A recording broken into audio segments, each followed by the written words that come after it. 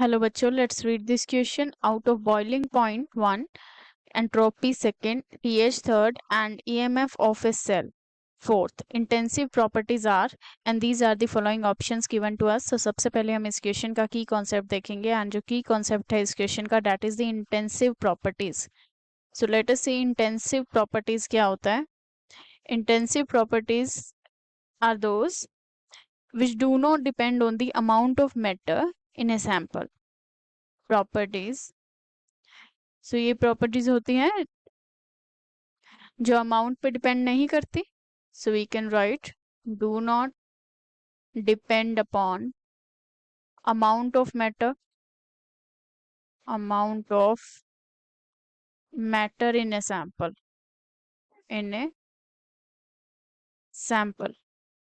Example के लिए जो इंटेंसिव प्रॉपर्टी होती है one of them is boiling point.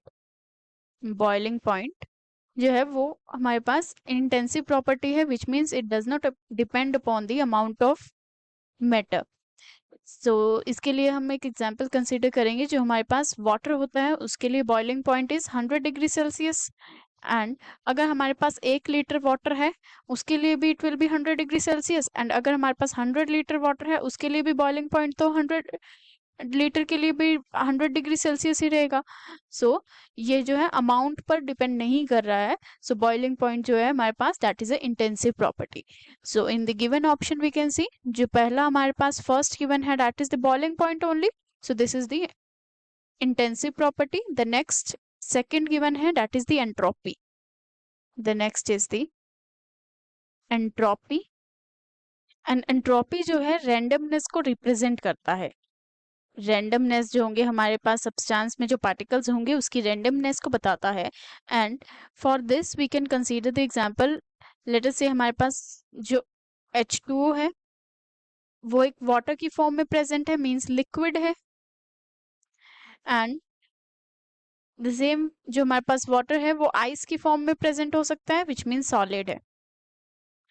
सो यहाँ पे जो रैंडमनेस होगी पार्टिकल्स की वो ज्यादा होगी किसमें लिक्विड में as compare to the solid. So जो हमारे पास एंट्रोपी है वो डिपेंड कर रहा है किस पर अमाउंट ऑफ सब्सटेंस पे डिपेंड करता है and the entropy change with the size of the system. So जो हमारे पास सेकंड एंट्रोपी गिवन है वो एक इंटेंसिव प्रॉपर्टी नहीं है. It is a extensive property. Extensive property वो होती है विच depends upon the amount of matter in a sample. So now let us see the next one. Next is the pH. pH is the potential of hydrogen. Potential of hydrogen.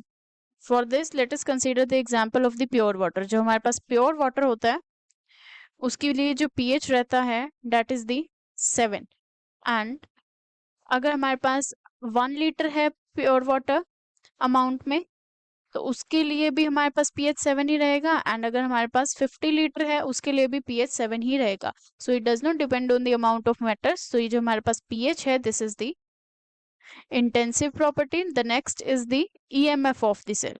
सो जो हमारे पास अगला given है that is the EMF of a cell. EMF is the electromotive force of a cell and जो हमारे पास EMF of the cell है it is basically the potential difference होता है between the two electrodes of a cell. That is the EMF of the cell. Basically ये maximum जो हमारे पास पोटेंशियल डिफरेंस आता है between the two electrodes of the cell वो होता है हमारे पास EMF of the cell. Maximum difference between two electrodes of a cell